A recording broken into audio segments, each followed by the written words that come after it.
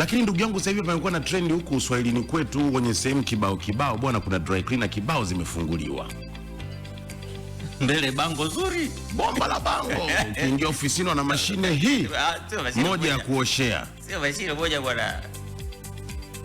Sio moja. Wanao moja ya magumashi ya kudisplay afu nyingine labda mbovu. Pana pambo pale mbele kwenye framework.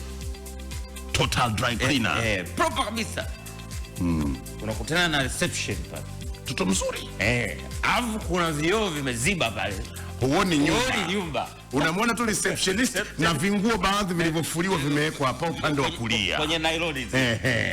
Na logo ya dry cleaner. Wewe unabwaga pale mzigo wako. Unafanya malipo. Alafu mara nyingi niko around.